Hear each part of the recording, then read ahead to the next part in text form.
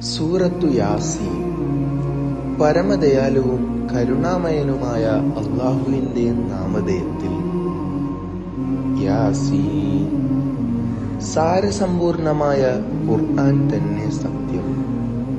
നിശ്ചയം അങ്ങ് ദൈവദൂതരിൽപ്പെട്ടയാളും ഋജുവായ പന്താവിലും തന്നെയാകുന്നു. പൂർവിക പിതാക്കൾ താക്കീതു നൽകപ്പെട്ടിട്ടില്ലാത്ത ഒരു ജനപദത്തിന് തന്മൂലമവർ അശ്രദ്ധരായി കഴിയുകയാണ്. താങ്കൾ മുന്നറിയിപ്പുകാരനാകാനായി പ്രതാപശാലിയും കരുണാമയനുമായ അല്ലാഹു അവതരിപ്പിച്ചതാണിത്. അവരിൽ മിക്കവരിലും ശിക്ഷാവചനം സാക്ഷാത്കൃതമായിരിക്കുകയാണ്. തന്മൂലം അവർ സത്യവിശ്വാസം കൈക്കൊള്ളില്ല. അവരുടെ കണ്ടങ്ങളിൽ നാം ചങ്ങലകൾ ചാർത്തിയിരിക്കുന്നു. അതവരുടെ താടിയെല്ലുകൾ വരെയുണ്ട്. തന്മൂലമവർ ശിരസ് മേലോട്ടാക്കിയവരാകും. മുന്നിലും പിന്നിലും ഓരോ തടസ്സമുണ്ടാക്കി നാം അവരെ ആവരണം ചെയ്തതിനാൽ അവർക്ക് കണ്ണു കാണാനാവില്ല. താങ്കൾ അവർക്ക് മുന്നറിയിപ്പ് നൽകുന്നതും നൽകാതിരിക്കുന്നതും തുല്യമാണ്. അവർ സത്യവിശ്വാസം വരിക്കയില്ല. ഉത്ബോധനം അനുധാവനം ചെയ്യുകയും അഗോചരാവസ്ഥയിൽ കരുണാമയനായ അല്ലാഹുവെ ഭയപ്പെടുകയും ചെയ്തവന് മാത്രമേ അങ്ങയുടെ താക്കീത് സഫലമാകൂ.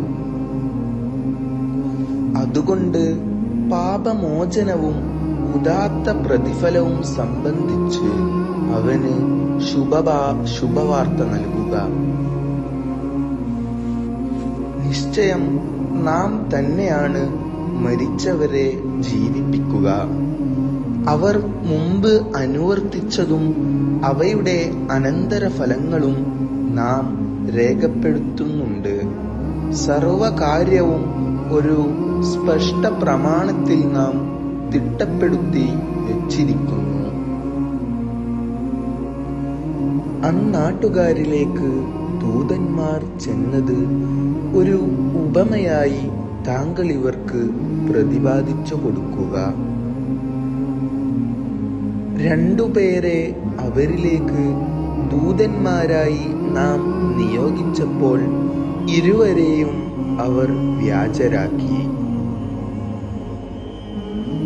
തത്സമയം ഒരു മൂന്നാമനെ കൊണ്ട് നാം അവർക്ക് പിൻബലമേകുകയും നിങ്ങളിലേക്ക് നിയുക്തരായ ദൈവദൂതന്മാർ തന്നെയാണ് ഞങ്ങൾ എന്ന് അവർ അറിയിക്കുകയുമുണ്ടായി. ജനം പ്രതികരിച്ചു, ഞങ്ങളെ പോലുള്ള മനുഷ്യർ മാത്രമാണ് നിങ്ങൾ. പരമകാരുണികനായ അല്ലാഹു യാതൊന്നും അവതരിപ്പിച്ചിട്ടില്ല. നിങ്ങൾ നുണ പറയുക തന്നെയാകുന്നു. ദൂതർ പ്രതികരിച്ചു, ഞങ്ങൾ നിങ്ങളിലേക്ക് നിയുക്തരായവർ തന്നെയാണെന്ന് ഞങ്ങളുടെ നാഥനറിയാം.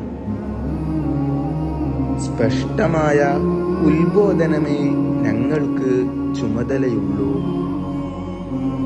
ജനങ്ങൾ പ്രതികരിച്ചു, നിങ്ങളെ ഒരു ദുശകുനമായാണ് ഞങ്ങൾ കാണുന്നത്.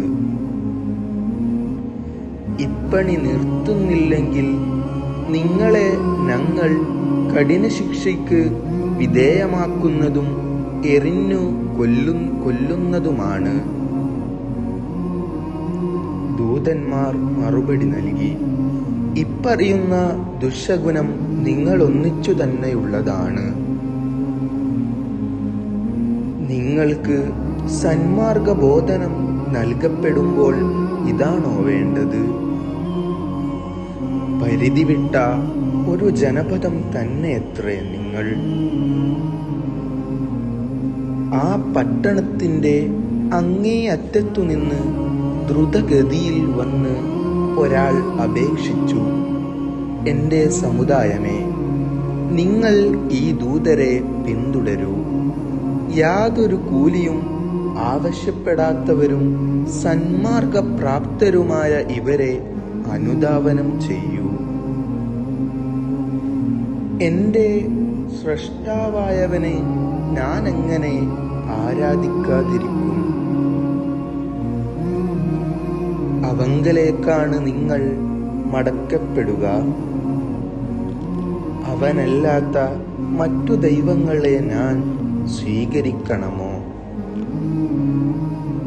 കരുണാമയനായ അല്ലാഹു എനിക്ക് ഒരാപത്ത് വരുത്താൻ ഉദ്ദേശിച്ചാൽ അവയുടെ ശുപാർശ കൊണ്ട് എന്തെങ്കിലും ഉപകാരമുണ്ടാവുകയോ അവയെന്നെ രക്ഷിക്കുകയോ ചെയ്യില്ല. അങ്ങനെയായാൽ ഞാൻ സ്പഷ്ടമായ ദുർമാർഗത്തിൽ തന്നെ. നിങ്ങളുടെ രക്ഷിതാവായ അല്ലാഹുവിൽ ഞാൻ വിശ്വസിക്കുക തന്നെ ചെയ്തിരിക്കുന്നു. എൻ്റെ ഉപദേശം നിങ്ങൾ ശ്രവിക്കുക. ജനം വധിച്ചു കളഞ്ഞപ്പോൾ ആ വിശ്വാസിയോട് സ്വർഗത്തിൽ പ്രവേശിച്ചു കൊള്ളുക എന്ന് നിർദ്ദേശിക്കപ്പെട്ടു. അദ്ദേഹം അഭിലഷിച്ചു, രക്ഷിതാവ് എനിക്ക് പാപമോചനമേകിയതും ആദരണീയരിൽ എന്നെ ഉൾപ്പെടുത്തിയതും എൻ്റെ ജനത മനസ്സിലാക്കിയിരുന്നെങ്കിൽ എത്ര നന്നായിരുന്നു. തനിക്കു ശേഷം അദ്ദേഹത്തിൻ്റെ ജനതയിലേക്ക് ആകാശത്തു നിന്ന് ഒരു സേനാവ്യൂഹത്തെയൊന്നും നാം ഇറക്കിയിട്ടില്ല. അങ്ങനെ നാം ഇറക്കാറുമില്ല. ഒരൊറ്റ ഘോരശബ്ദം മാത്രമായിരുന്നു.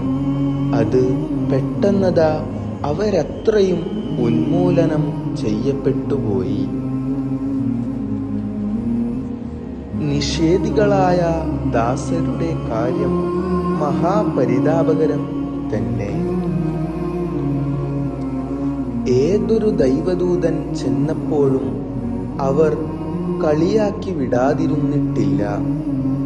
അവർ ചിന്തിച്ചു നോക്കുന്നില്ലേ, അവർക്കു മുമ്പ് എത്ര തലമുറകൾ നാം സംഹരിച്ചു കളഞ്ഞിട്ടുണ്ട്.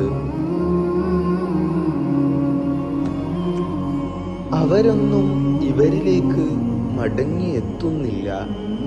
അവർ സകലരും നമ്മുടെ മുമ്പാകെ സന്നിഹിതരാക്കപ്പെടുക തന്നെ ചെയ്യുന്നതാകുന്നു. വരണ്ട ഭൂമി അവർക്കൊരു ദൃഷ്ടാന്തമാണ്. അത് നാം സചേതനമാക്കുകയും അതിൽ നിന്ന് ധാന്യം ഉൽപ്പാദിപ്പിക്കുകയും ചെയ്യുന്നു. അവർ ആഹരിക്കുന്നത് അതിൽ നിന്നാണ്. ഈന്തയുടെയും മുന്തിരിയുടെയും ഉദ്യാനങ്ങൾ അതിൽ നാം ഉണ്ടാക്കുകയും ഉറവകൾ ഒഴുക്കുകയുമുണ്ടായി. അവയുടെ പഴങ്ങൾ അവർ ഭക്ഷിക്കാൻ വേണ്ടി അവരുടെ സ്വഹസ്തങ്ങളല്ല അവയുണ്ടാക്കിയത്. എന്നിട്ടും അവർ നന്ദി പ്രകാശിപ്പിക്കുന്നില്ലേ?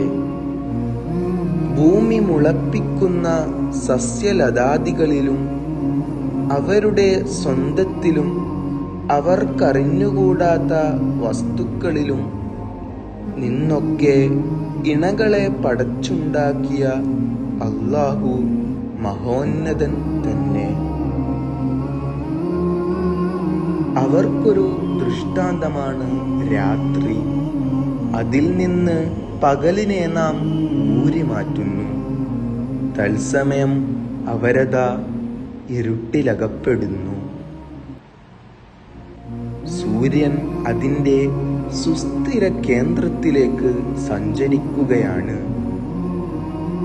അജയ്യനും സർവജ്ഞനുമായ അല്ലാഹുവിൻ്റെ വ്യവസ്ഥിതിയാണത്. ചന്ദ്രന് ചില സങ്കേതങ്ങൾ നാം നിർണയിച്ചു. അങ്ങനെ അത് ഈന്തക്കുലയുടെ പഴയ തണ്ടുപോലെയാകും. സൂര്യന് ചന്ദ്രനെ പ്രാപിക്കാനോ രാവിന് പകലിനെ മറികടക്കാനോ ആവില്ല. ഓരോന്നിനും ഭ്രമണപഥത്തിൽ നീന്തി തുടിക്കുകയാണ്. ഭാരം നിറച്ച കപ്പലിൽ അവരുടെ സന്തതികളെ നാം വഹിച്ചതും അവർക്ക് ദൃഷ്ടാന്തമത്രേ. തത്തുല്യമായി സവാരി ചെയ്യാൻ പര്യാപ്തമായ മറ്റു വസ്തുക്കളും അവർക്കു വേണ്ടി നാം സൃഷ്ടിച്ചിട്ടുണ്ട്. നാം ഉദ്ദേശിക്കുന്നുവെങ്കിൽ ഒരു ജലയാനം മുക്കിക്കളയാം. തത്സമയം ഒരു സഹായിയും അവർക്കുണ്ടാവില്ല. ഒരുവിധ രക്ഷയും കിട്ടുന്നതുമല്ല. നമ്മുടെ പക്കൽ നിന്നുള്ള അനുഗ്രഹവും ഒരു നിർണിത സമയം വരെയുള്ള സുഖാസ്വാദനവുമല്ലാതെ. നിങ്ങൾ അനുഗ്രഹീതരാകാനായി മുന്നിലും പിന്നിലുമുള്ള ശിക്ഷയെപ്പറ്റി ബോധവാന്മാരാകണം എന്ന് നിർദ്ദേശിക്കപ്പെട്ടാൽ തങ്ങളുടെ നാദങ്കിൽ നിന്നുള്ള ഏതൊരു ദൃഷ്ടാന്തം വന്നെത്തിയാലും അവഗണിച്ചു പുറംതിരിഞ്ഞു പോവുക മാത്രമാണവർ ചെയ്യുന്നത്. അല്ലാഹു തന്നതിൽ നിന്ന് നിങ്ങൾ ചെലവ് ചെയ്യൂ എന്ന് അവരോട് നിർദ്ദേശിക്കപ്പെട്ടാൽ നിഷേധികൾ വിശ്വാസികളോട് പ്രതികരിക്കും. അല്ലാഹു ഉദ്ദേശിച്ചാൽ അവൻ തന്നെ ആഹാരം നൽകുമായിരുന്നവർക്ക് ഞങ്ങളത് നൽകുകയോ? സ്പഷ്ടമായ ദുർമാർഗത്തിൽ തന്നെയാണ് നിങ്ങൾ. സത്യവാദികളാണ് നിങ്ങളെങ്കിൽ ഈ വാഗ്ദത്ത ശിക്ഷ എപ്പോഴാണ് എന്നാണ് അവരുടെ ചോദ്യം. ഒരൊറ്റ ഘോരശബ്ദമല്ലാതെ മറ്റൊന്നുമല്ല അവർ പ്രതീക്ഷിച്ചിരിക്കുന്നത്.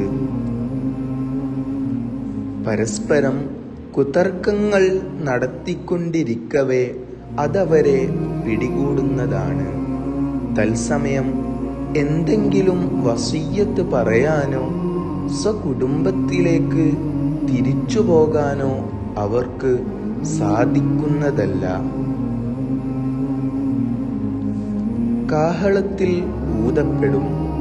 അപ്പോൾ ശ്മശാനങ്ങളിൽ നിന്ന് രക്ഷിതാവിങ്കലേക്ക് അവർ ദ്രുതഗതിയിൽ ചെല്ലുന്നതാണ്. ഹാ കഷ്ടം! ആരാണ് നമ്മെ നിദ്രയിൽ നിന്നുണർത്തിയത് എന്ന് അവർ പരിതപിക്കും. ഇത് കരുണാമയനായ അല്ലാഹുവിൻ്റെ വാഗ്ദാനമാണല്ലോ. മുർസലുകൾ സത്യം തന്നെയാണ് പറഞ്ഞിരുന്നത്. ഒരൊറ്റ ഗർജനം മാത്രമാണുണ്ടാവുക. തത്സമയം അവർ ഒന്നടങ്കമത നമ്മുടെ അടുത്ത് ഹാജരാക്കപ്പെടുന്നു. അന്നാളിൽ ഒരു വ്യക്തിയോടും ഒരുവിധ അനീതിയും അനുവർത്തിക്കപ്പെടില്ല. സ്വന്തമായി ചെയ്തിരുന്ന കർമ്മങ്ങൾക്കുള്ള പ്രതിഫലം മാത്രമേ നിങ്ങൾക്ക് നൽകപ്പെടുകയുള്ളൂ. നിശ്ചയം സ്വർഗക്കാർ അന്ന് കർമ്മനിരതരായി സുഖാസ്വാദനങ്ങളിലായിരിക്കും. അവരും ഇണകളും അലങ്കരിച്ച കട്ടിലുകളിൽ ചാരിയിരിക്കുന്നവരാകും. അവർക്കവിടെ പഴങ്ങളും തങ്ങൾ ആവശ്യപ്പെടുന്നതെന്തും ഉണ്ട്. കരുണാമയനിൽ നിന്ന് അവർക്ക് കിട്ടുന്ന സന്ദേശം സലാം ആയിരിക്കുന്നതാണ്. കുറ്റവാളികളെ, ഇന്ന് നിങ്ങൾ വേർപിരിഞ്ഞു നിൽക്കുക. മനുഷ്യരെ, നിങ്ങളോട് ഞാൻ ഇങ്ങനെ കൽപ്പിച്ചിരുന്നില്ലേ? പിശാചിനെ നിങ്ങൾ ആരാധിക്കരുത്. നിശ്ചയം നിങ്ങളുടെ സ്പഷ്ട ശത്രുവാണവൻ. എന്നെയാണ് നിങ്ങൾ ആരാധിക്കേണ്ടത്. ഇതാണ് ഋജുവായ പന്താവ്. നിങ്ങളിൽ ധാരാളം ജനപദങ്ങളെ അവൻ വഴിതെറ്റിച്ചു. എന്നിട്ടും ആലോചിക്കുന്നവരായില്ലേ നിങ്ങൾ? ഇതാ, നിങ്ങൾക്ക് താക്കീത് നൽകപ്പെട്ടിരുന്ന നരകം. സത്യനിഷേധികളായിരുന്ന കാരണത്താൽ നിങ്ങളിതിൽ പ്രവേശിക്കുക. അന്ന് അവരുടെ വായകൾക്ക് നാം മുദ്ര ചാർത്തുന്നതും കൈകൾ നമ്മോട് സംസാരിക്കുന്നതും കർമ്മങ്ങളെപ്പറ്റി കാലുകൾ സാക്ഷി നിൽക്കുന്നതുമാകുന്നു. നാം ഉദ്ദേശിച്ചിരുന്നുവെങ്കിൽ അവരെ അന്ധരാക്കുകയും എന്നിട്ട് വഴിയിലൂടെ മുന്നോട്ടു നീങ്ങാൻ അവർ ശ്രമിക്കുകയും ചെയ്തിരുന്നേനെ. പക്ഷേ അവർക്കെങ്ങനെ കണ്ണു കാണാനാകും? നാം ഉദ്ദേശിച്ചിരുന്നുവെങ്കിൽ നിൽക്കുന്നിടത്തു വെച്ച് തന്നെ അവരുടെ കോലം മാറ്റിയിരുന്നേനെ. അപ്പോൾ അവർക്ക് മുന്നോട്ടു പോകാനോ തിരിച്ചു വരാനോ കഴിയുന്നതല്ല. ഒരാൾക്ക് നാം ആയുസ് നീട്ടിക്കൊടുക്കുന്നുവെങ്കിൽ പ്രകൃതം കീഴ്മേൽ മറിക്കുന്നുണ്ട്. ഇതൊന്നും അവർ ചിന്തിക്കുന്നില്ലേ? മുഹമ്മദ് നബിക്ക് നാം കവിത പഠിപ്പിച്ചിട്ടില്ല. അവിടത്തേക്കത് ഭൂഷണവുമല്ല. ഇത് ഒരു ഉത്ബോധനവും വസ്തുതകൾ സ്പഷ്ടമാക്കുന്ന ഖുർആനും മാത്രമാകുന്നു. ജീവനുള്ളവർക്ക് മുന്നറിയിപ്പ് നൽകാനും നിഷേധികളിൽ ശിക്ഷാവചനം സാക്ഷാത്കൃതമാകാനും. അവർ ചിന്തിച്ചു നോക്കുന്നില്ലേ? നാം സ്വന്തമായി തന്നെ അവർക്കു വേണ്ടി കാലികളെ സൃഷ്ടിക്കുകയും അവർക്കവ ഉടമപ്പെടുത്തുകയും കീഴ്പ്പെടുത്തിക്കൊടുക്കുകയും ചെയ്തു. ചിലതിലവർ യാത്ര ചെയ്യുന്നു, ചിലത് ആഹാരമാക്കുന്നു. വേറെയും ഉപകാരങ്ങളും പാനീയങ്ങളും അവർക്കതിലുണ്ട്. ഇതിനൊന്നും കൃതജ്ഞരാകുന്നില്ലേ അവർ? സഹായലബ്ധിക്കു വേണ്ടി അള്ളാഹുവിനെ വിട്ട് മറ്റു പല ദൈവങ്ങളെയും അവർ വരിച്ചു. എന്നാൽ അവരെ സഹായിക്കാൻ അവക്കു കഴിയുകയില്ല.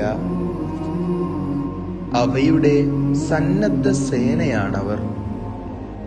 അതുകൊണ്ട് നിഷേധികളുടെ വാക്ക് അങ്ങേ ദുഃഖിപ്പിക്കാതിരിക്കട്ടെ.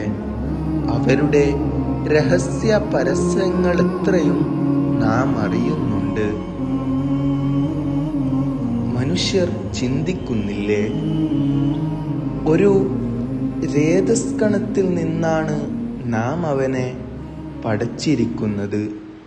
എന്നിട്ട് അവനതാ തൻ്റെ സൃഷ്ടിപ്പ് മറന്നുകൊണ്ട് വ്യക്തമായ താർക്കികനാവുകയും നമുക്ക് ഉപമ കാണിക്കുകയും ചെയ്തിരിക്കുന്നു. പഴകി ദ്രവിച്ചുപോയാലും എല്ലുകൾ പിന്നെ ആരാണ് പുനർജീവിപ്പിക്കുക എന്നാണവർ ചോദിക്കുന്നത്. ആദ്യം അവ ഉണ്ടാക്കിയവൻ ആരോ അവൻ തന്നെ അവ പുനർജീവിപ്പിക്കുമെന്ന് താങ്കൾ പ്രതികരിക്കുക. സർവ സൃഷ്ടികളെക്കുറിച്ചും സൂക്ഷ്മജ്ഞനാണവൻ. പച്ചമരത്തിൽ നിന്ന് നിങ്ങൾക്ക് അഗ്നി ഉണ്ടാക്കി തരുന്നവനാണവൻ. അങ്ങനെ അതിൽ നിന്ന് നിങ്ങൾ തീ കത്തിച്ചെടുക്കുന്നുണ്ടല്ലോ. ഇവരെ പോലുള്ളവരെ പടച്ചുണ്ടാക്കാൻ ഭുവനവാനങ്ങൾ സൃഷ്ടിച്ചവൻ കഴിവുറ്റവനല്ലേ? അതെ, സർവവും സൃഷ്ടിക്കുന്നവനും സൂക്ഷ്മമായി കാര്യങ്ങൾ അറിയുന്നവനും അവനത്രേ. താൻ എന്തെങ്കിലുമൊന്ന് ഉദ്ദേശിച്ചാൽ ഉണ്ടായിക്കൊള്ളുക എന്ന് കൽപ്പിക്കുകയാണ് അവന്റെ രീതി. തത്സമയം അത് സംഭവിക്കുന്നു. സമസ്ത വിഷയങ്ങളുടെയും ആധിപത്യം ആരുടെ കയ്യിലാണോ, ആരുടെ സന്നിധിയിലേക്കാണോ നിങ്ങൾ മടക്കപ്പെടുന്നത്, അവൻ എത്ര മഹോന്നതൻ. സൂറത്തു സ്വാഫാത്ത്.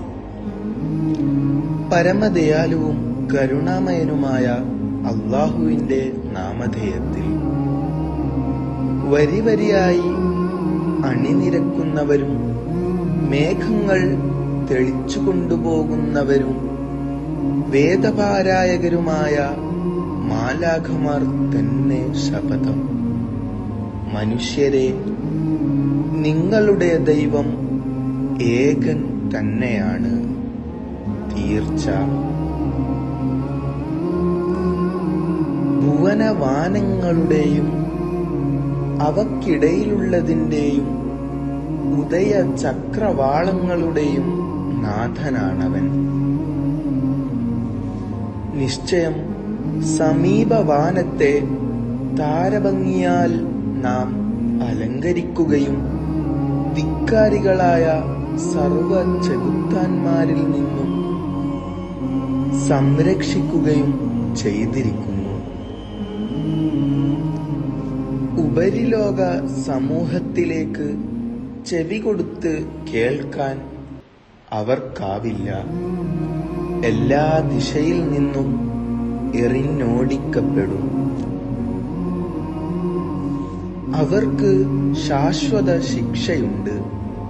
എന്നാൽ അവരാരെങ്കിലും എന്തെങ്കിലും റാഞ്ചുകയാണെങ്കിൽ തുളച്ചു കയറുന്ന തീജ്വാല അവനെ പിന്തുടരുന്നതാണ്. നബി, ആ നിഷേധികളോട് താങ്കൾ അഭിപ്രായമാരാഞ്ഞു നോക്കൂ.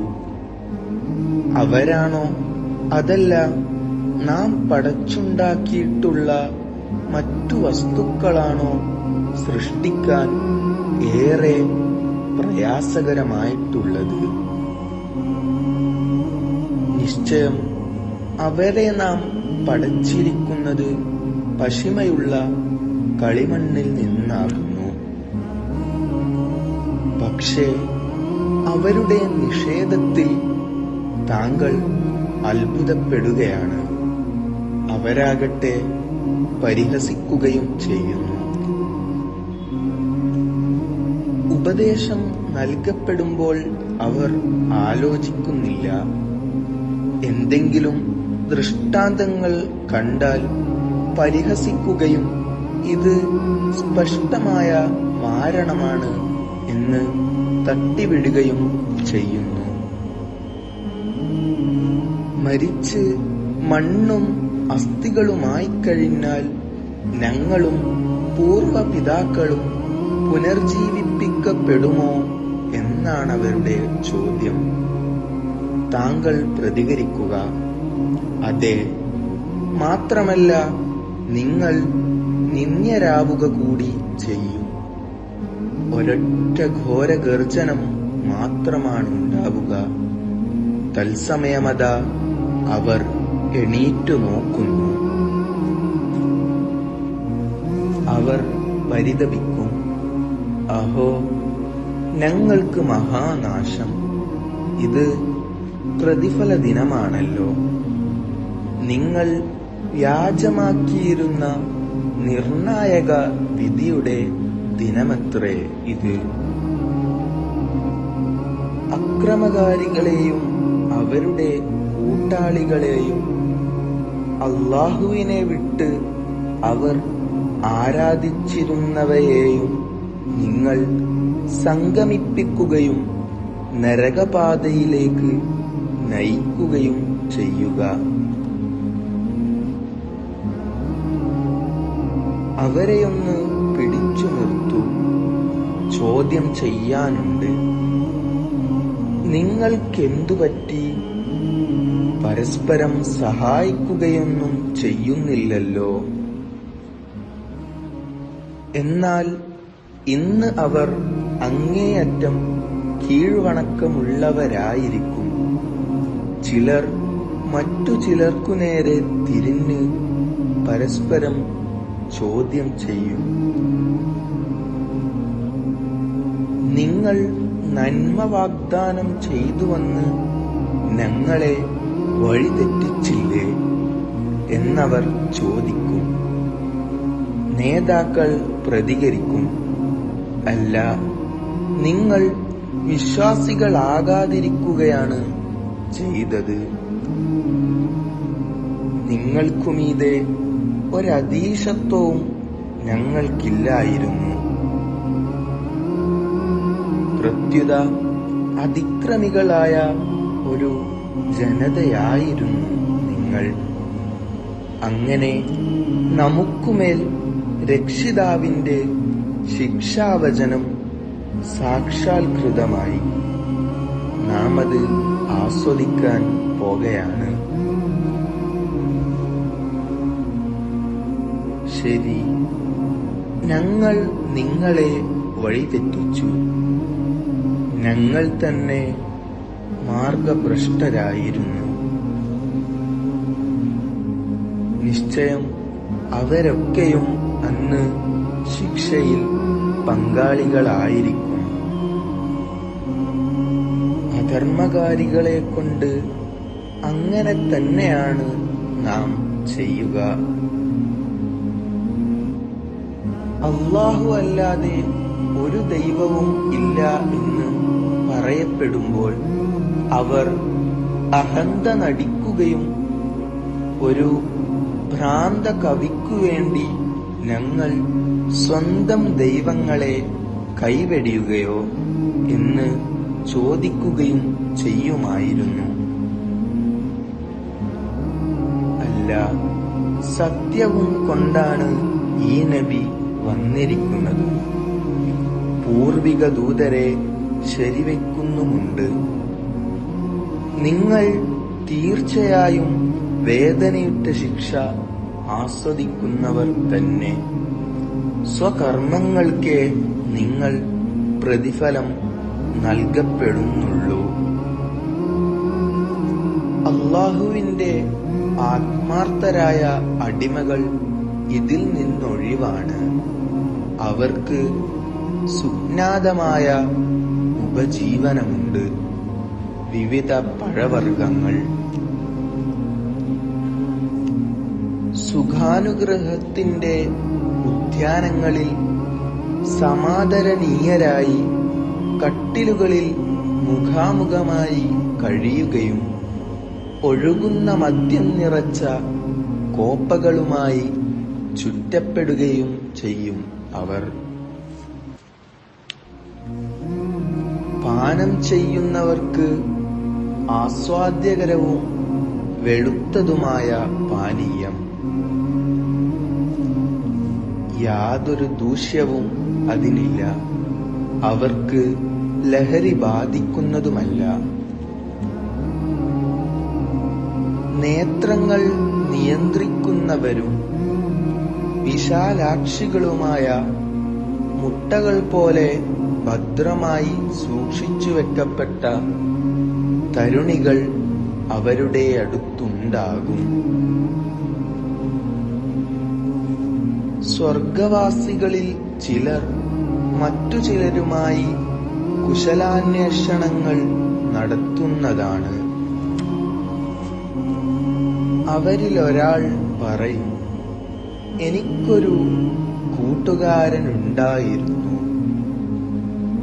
നീ പുനരുത്ഥാനത്തിൽ വിശ്വസിക്കുന്നവരിൽ തന്നെയാണോ? മരിച്ച് മണ്ണും അസ്ഥികളുമായി കഴിഞ്ഞാൽ നമുക്ക് കർമ്മഫലങ്ങൾ നൽകപ്പെടുക തന്നെ ചെയ്യുമോ എന്ന് അവൻ ചോദിക്കുമായിരുന്നു. അവൻ എവിടെ എന്ന് ഒന്ന് എത്തി നോക്കാൻ വരുന്നോ നിങ്ങൾ? തുടർന്ന് എത്തി നോക്കുമ്പോൾ അവനെ നരകമധ്യേ കണ്ടെത്തുന്നതാണ്. അയാൾ അവനോട് പറയും, അല്ലാഹു തന്നെ ശപഥം, നീ എന്നെ നശിപ്പിച്ചിരുന്നെങ്ങനെ? എന്റെ നാഥന്റെ കാരുണ്യമില്ലായിരുന്നുവെങ്കിൽ നരകശിക്ഷയ്ക്ക് സന്നിഹിതരാക്കപ്പെടുന്നവരിൽ ഞാനുമുണ്ടായിരുന്നു. സ്വർഗസ്ഥർ പറയും, നമ്മുടെ ആദ്യ മരണമല്ലാതെ ഇനി നാം മരിക്കുന്നവരോ ശിക്ഷിക്കപ്പെടുന്നവരോ അല്ലല്ലോ. ഇതുതന്നെയാണ് മഹാസൗഭാഗ്യം. ഇതുപോലെയുള്ളതിനു വേണ്ടിയാകണം കർമ്മങ്ങൾ അനുഷ്ഠിക്കുന്നവർ പ്രവർത്തിക്കേണ്ടത്. ഇതാണോ വിശിഷ്ടമായ ആതിഥ്യം, അതോ സഖ്യവും മരമോ? അതിക്രമികൾക്ക് നാം അതൊരു പരീക്ഷണമാക്കിയിരിക്കുകയാണ്. നരകഗർത്തത്തിൽ മുളച്ചു പൊന്തുന്ന ഒരു വൃക്ഷമത്രേ അത്. പിശാചുക്കളുടെ ശിരസ്സുകൾ പോലെയായിരിക്കും അതിന്റെ കുലകൾ. അവരതിൽ നിന്ന് ഭക്ഷിക്കുകയും വയർ നിറക്കുകയും ചെയ്യും. ശേഷം അവർക്ക് തിളക്കുന്ന വെള്ളത്തിന്റെ ഒരു മിശ്രിതവുമുണ്ടാകും. തദനന്തരവും അവരുടെ പോക്ക് നരകത്തിലേക്ക് തന്നെ തീർച്ച. ഇവർ തങ്ങളുടെ പൂർവികരെ കണ്ടെത്തിയത് മാർഗഭ്രംശം വന്നവരായി തന്നെയായിരുന്നു. അങ്ങനെ ഇവർ അവരുടെ കാൽപ്പാടുകളിൽ അതിദ്രുത സഞ്ചരിക്കുകയാണ്. ഇവർക്കു മുമ്പേ പൂർവികരിൽ മിക്കവരും വഴിപിഴച്ചു പോവുക തന്നെയായിരുന്നു. അവരിലേക്ക് നാം മുന്നറിയിപ്പുകാരെ അയക്കുക തന്നെ ചെയ്തു. എന്നിട്ട് ആ മുന്നറിയിപ്പ് നൽകപ്പെട്ടവരുടെ പരിണതി അല്ലാഹുവിന്റെ ആത്മാർത്ഥ ദാസരുടേതൊഴിച്ച് എങ്ങനെയുണ്ടായിരുന്നുവെന്ന് ആലോചിച്ചു നോക്കൂ. നൂഹ് നബി നമ്മെ വിളിച്ച് സഹായാർത്ഥന നടത്തുകയുണ്ടായി. തത്സമയം ഉത്തരം നൽകിയവൻ എത്ര ഉദാത്തൻ! അദ്ദേഹത്തെയും അനുയായികളെയും മഹാവിപത്തിൽ നിന്ന് നാം രക്ഷിച്ചു. തന്റെ സന്തതികളെ നാം അവശേഷിപ്പിക്കുകയും അന്തിമ സമൂഹങ്ങളിൽ തന്നെക്കുറിച്ചുള്ള സൽപ്പേര് നിലനിർത്തുകയും ചെയ്തു.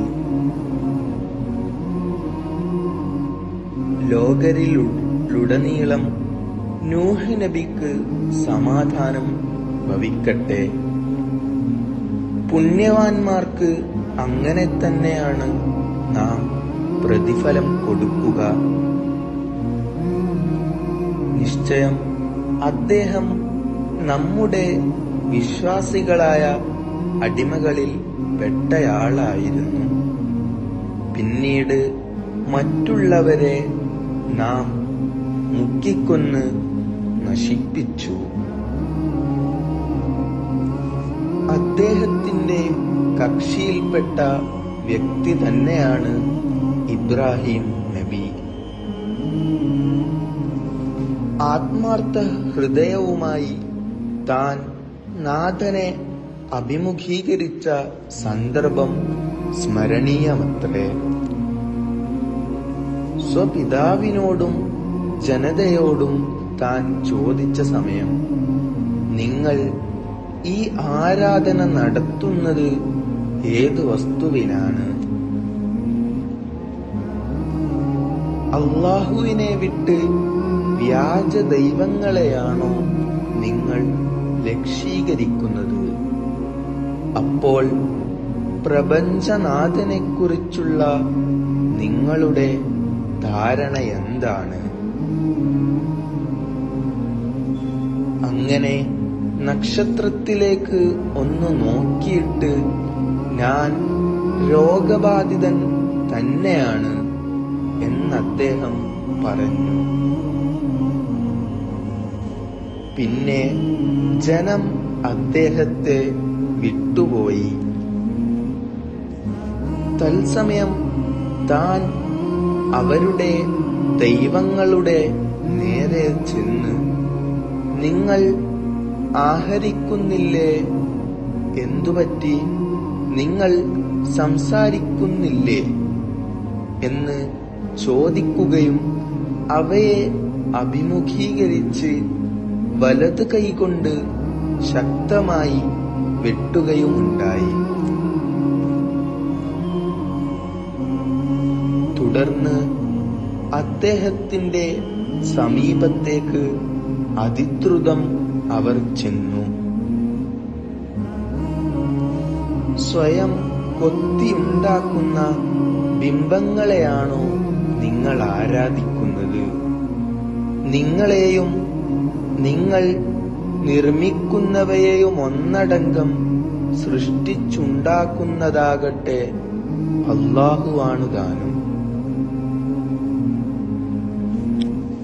ജനം ആക്രോശിച്ചു, നിങ്ങൾ ഇവനു വേണ്ടി ഒരു ചൂളയുണ്ടാക്കുകയും ജ്വലിക്കുന്ന തീയിൽ ഇവനെ ഇടുകയും ചെയ്യുക.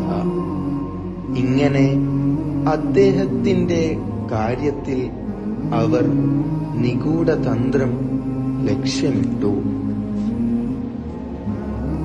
എന്നാൽ നാം അവരെ ഏറ്റവും തരം താഴ്ന്നവരാക്കുകയാണുണ്ടായത്.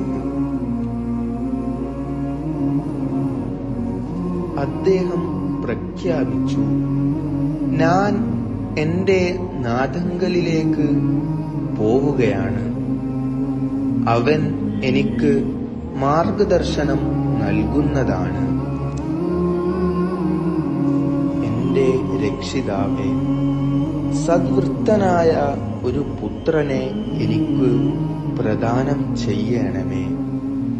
അപ്പോൾ സഹിഷ്ണുവായ ഒരു മകനെക്കുറിച്ച് തനിക്ക് നാം ശുഭവാർത്ത നൽകി.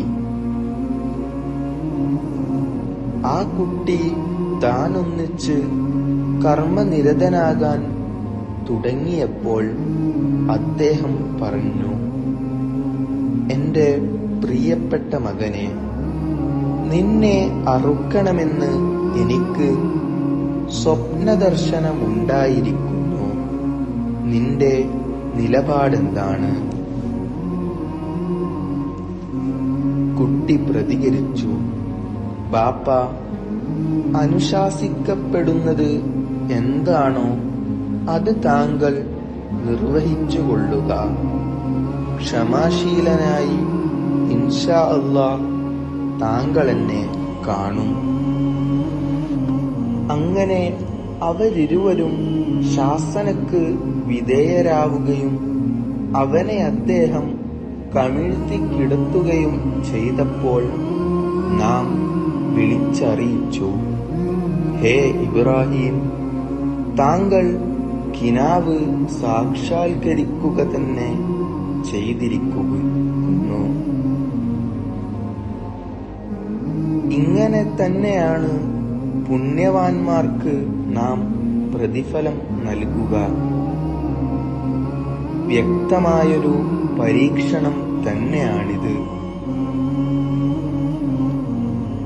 ബലി നൽകാൻ അവനു പകരം മഹത്തായൊരു മൃഗത്തെ നാം നൽകുകയും പിൻകാലക്കാരിൽ തന്റെ സൽപ്പേര് നിലനിർത്തുകയും ചെയ്തു.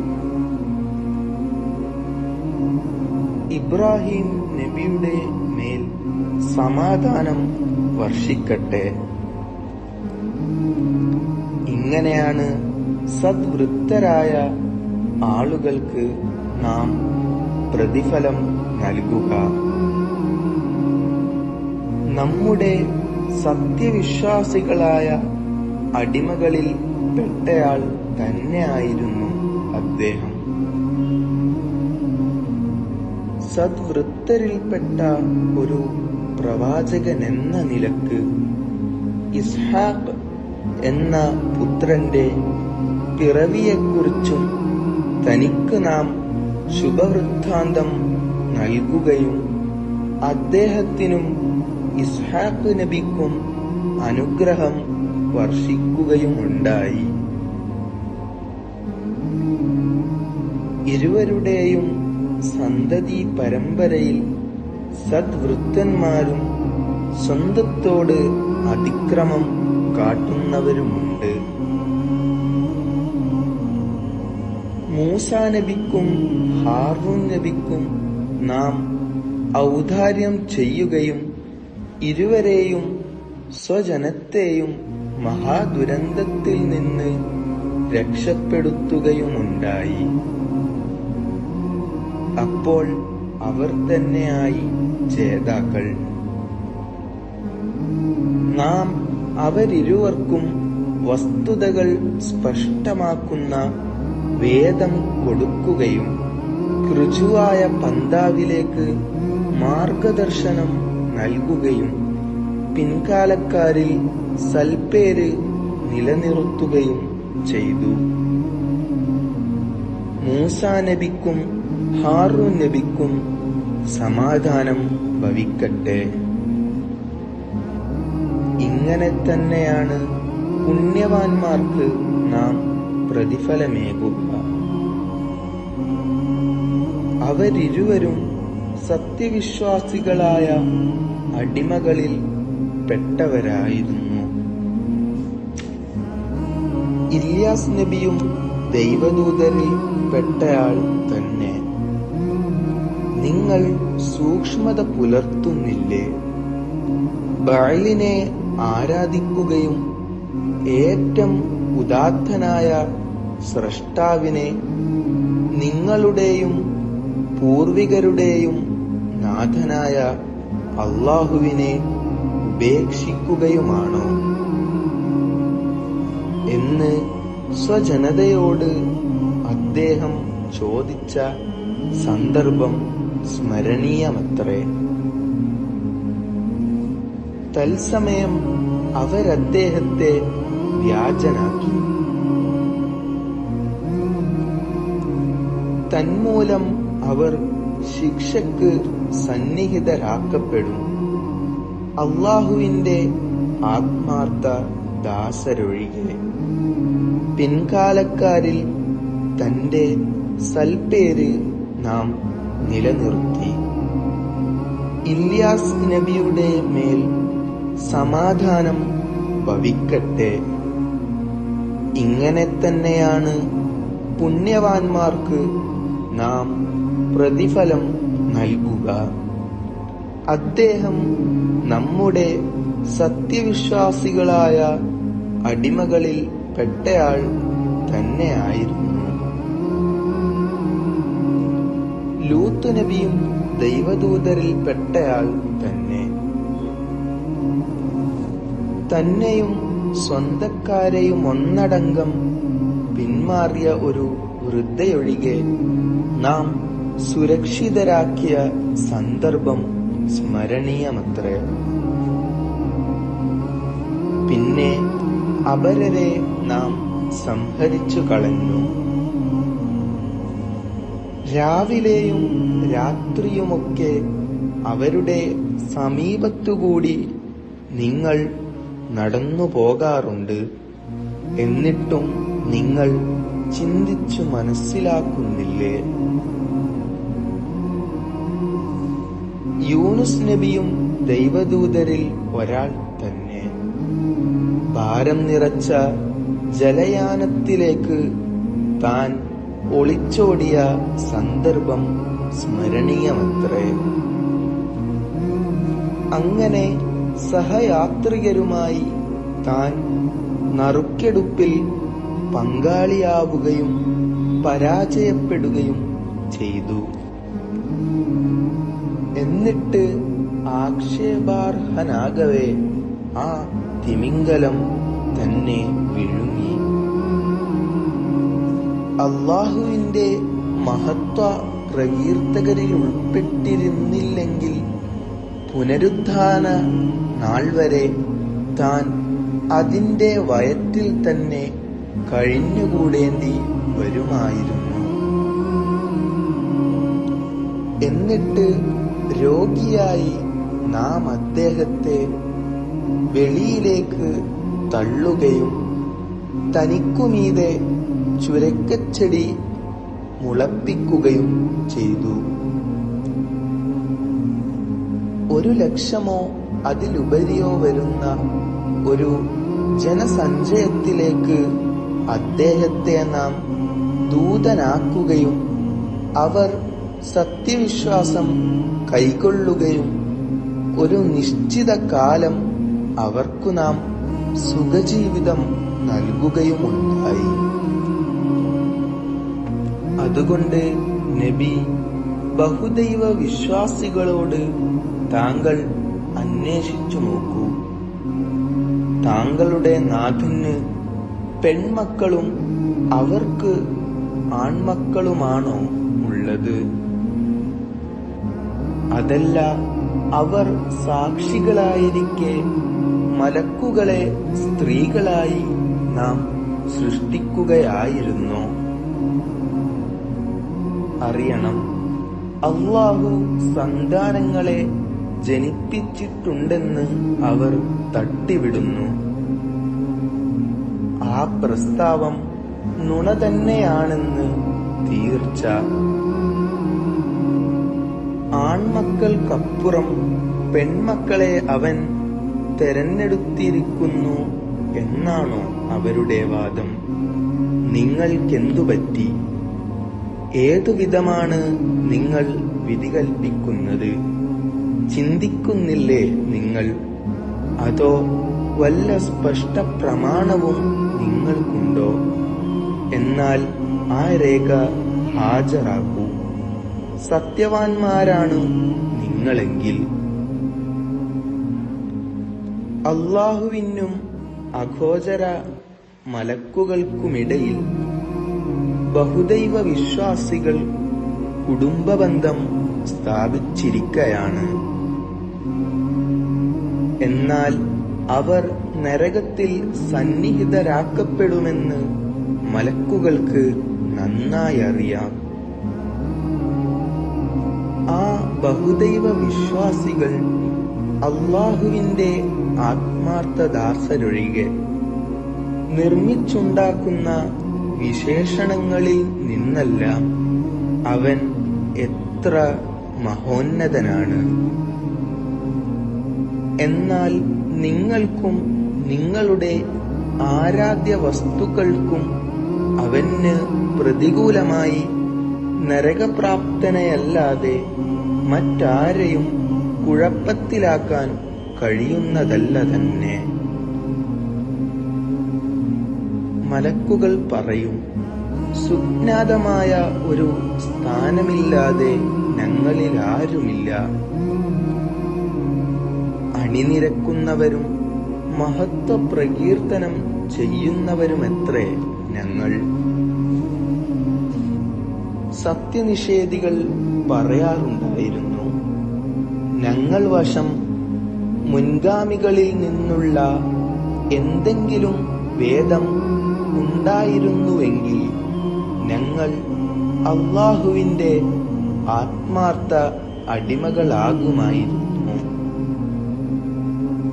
എന്നാൽ അതവതരിച്ചപ്പോൾ അവർ നിഷേധിച്ചു. അതിന്റെ ഫലം വഴിയെ അവരറിയും. നാം നിയോഗിക്കുന്ന ദൂതന്മാർ തന്നെയാണ് വിജയിക്കുകയെന്നും നമ്മുടെ സൈന്യമാണ് അജയ്യരാവുക എന്നുമുള്ള നമ്മുടെ ഉത്തരവ് നേരത്തെ സംഭവിച്ചിട്ടുണ്ട്. അതിനാൽ ഒരു നിശ്ചിത സമയം വരെ താങ്കൾ നിഷേധികളിൽ നിന്ന് പിന്തിരിയുകയും അവരെ നിരീക്ഷിക്കുകയും ചെയ്യുക. അവർ എന്നാൽ തങ്ങളുടെ മുറ്റത്ത് അത് വന്നണയുമ്പോൾ മുന്നറിയിപ്പ് നൽകപ്പെട്ടിരുന്നവരുടെ പ്രഭാതം വളരെ ഹീനമായിരിക്കുന്നതാണ്. അതിനാൽ ഒരു നിശ്ചിത സമയം വരെ നിഷേധികളെ വിട്ട് അങ്ങ് പിന്തിരിയുകയും അവരെ വീക്ഷിക്കുകയും ചെയ്യുക. പരിണതി അവർ കണ്ടറിയുന്നതാണ്. പ്രതാപത്തിന്റെ നാഥനായ അങ്ങയുടെ രക്ഷിതാവ് അവരവതരിപ്പിക്കുന്ന വിശേഷണങ്ങളിൽ നിന്നൊക്കെ എത്ര പരിശുദ്ധനാണ്. ദൈവദൂതന്മാർക്ക് സമാധാനം ഭവിക്കട്ടെ. പ്രപഞ്ചനാഥനായ അല്ലാഹുവിനാണ് സമസ്ത സ്തോത്രങ്ങളും. സൂറത്തുൽ ഖിയാമ. പരമദയാലുവും കരുണാമയനുമായ അല്ലാഹുവിന്റെ നാമധേയത്തിൽ. പുനരുദ്ധാന നാൾ കൊണ്ടും സ്വയം കുറ്റപ്പെടുത്തുന്ന ആത്മാവിനെ കൊണ്ടും ഞാനിതാ ശപഥം ചെയ്യുന്നു. നാം മനുഷ്യന്റെ അസ്ഥികൾ ശേഖരിക്കുകയില്ലെന്ന് അവൻ ധരിച്ചിരിക്കുകയാണോ? അതെ, അവന്റെ വിരൽ തുമ്പുകൾ പോലും ശക്തിപ്പെടുത്താൻ ശക്തരാണ് നാം. എന്നിട്ടും തന്റെ മുമ്പിലുള്ള പുനരുത്ഥാനത്തിൽ അധർമ്മകാരിയാകാനാണവന്റെ ഉദ്ദേശ്യം. അന്ത്യനാൾ എപ്പോഴാണ് എന്നാണവന്റെ പരിഹാസ്യ ചോദ്യം. എന്നാൽ കണ്ണുകൾ തള്ളിപ്പോവുകയും ചന്ദ്രൻ ഗ്രഹണബാധിതമാവുകയും സൂര്യനും ചന്ദ്രനും ഒരുമിച്ചു ചേർക്കപ്പെടുകയും ചെയ്താൽ എങ്ങോട്ടാണ് ഓടി രക്ഷപ്പെടുക എന്ന് നിഷേധിയായ മനുഷ്യൻ ചോദിക്കും. നീ വിചാരിച്ചതുപോലെയല്ല കാര്യം. യാതൊരു രക്ഷയുമില്ല. അന്ന് നിന്റെ നാദങ്കലേക്കാണ് ചെല്ലുക. മുൻകൂട്ടി ചെയ്തതും അനുവർത്തിക്കാതെ മാറ്റിവെച്ചതുമൊക്കെ സംബന്ധിച്ച് അന്നവനു വിവരം നൽകപ്പെടുന്നതാണ്. മാത്രമല്ല, മനുഷ്യൻ തന്നെ ഒഴികഴിവുകൾ സമർപ്പിച്ചാലും തനിക്കെതിരെയുള്ള തെളിവാണ്. ഖുർആൻ തത്രപ്പെട്ട് ഹൃദിസ്ഥമാക്കാനായി താങ്കളതുകൊണ്ട് നാവ് ചലിപ്പിക്കേണ്ടതില്ല. അതിൻ്റെ സമാഹരണവും പാരായണം ചെയ്തു തരലും നമ്മുടെ ചുമതലയാണ്. അങ്ങനെ നാം ഓതിത്തരുമ്പോൾ താങ്കളത് അനുധാവനം ചെയ്യുക. പിന്നീടതിൻ്റെ പ്രതിപാദനവും നമ്മുടെ ബാധ്യത തന്നെ. അല്ല, നിങ്ങൾ ക്ഷണികമായ ഭൗതിക ജീവിതം ഇഷ്ടപ്പെടുകയും പാരത്രിക ലോകം വിട്ടുകളയുകയും ചെയ്യുന്നു. ചിലരുടെ മുഖങ്ങൾ അന്ന് ജാജ്വല്യവും തങ്ങളുടെ നാഥനിലേക്ക് നോക്കുന്നവയുമായിരിക്കും. മറ്റു ചിലരുടെ മുഖങ്ങൾ അന്ന് കരുവാളിച്ചതും ഒരു ഗുരുതര വിപത്ത് പിടികൂടാൻ പോകുന്ന ഭാവേന്യവുമായിരിക്കുന്നതാണ്. അല്ല, ആത്മാവ് തൊണ്ടക്കുഴിയിലെത്തുകയും മന്ത്രിക്കാനാരാണുള്ളത് എന്നന്വേഷിക്കപ്പെടുകയും തൻ്റെ വേർപാടാണിതെന്ന് അവന് ബോധ്യപ്പെടുകയും കണങ്കാലുകൾ പരസ്പരം കൂടിച്ചേരുകയും ചെയ്യുമ്പോൾ അന്ന് നിന്റെ നാഥങ്കലേക്കായിരിക്കും തെളിച്ചുകൊണ്ടുപോവുക. എന്നിട്ടും അവൻ സത്യം അംഗീകരിക്കുകയോ നമസ്കരിക്കുകയോ ചെയ്തില്ല. പ്രത്യുത നിഷേധിക്കുകയും അവഗണിക്കുകയും ദുരാഭിജാത്യ പ്രകടനവുമായി സ്വന്തക്കാരിലേക്ക് നടന്നു നീങ്ങുകയുമായുണ്ടായത്. നിനക്കാണ് നാശം, മേൽക്കുമേൽ തകർച്ച. വീണ്ടും പറയട്ടെ, നിനക്ക് തന്നെയാണ് നാശവും തകർച്ചയും. താൻ വൃഥാവിലങ്ങ് ഉപേക്ഷിക്കപ്പെടുമെന്ന് മനുഷ്യൻ ധരിക്കുന്നുണ്ടോ? ശ്രവിക്കപ്പെട്ട ഇന്ദ്രിയത്തിൻ്റെ ഒരു കണിക ആയിരുന്നില്ലേ അവൻ? എന്നിട്ട് അതൊരു രക്തപിണ്ഡമാവുകയും പിന്നെ അല്ലാഹു സൃഷ്ടിച്ച് സംവിധാനിക്കുകയും അതിൽ നിന്ന് പുരുഷനും സ്ത്രീയുമാകുന്ന രണ്ട് ഇണകളെ ഉണ്ടാക്കുകയും ചെയ്തു.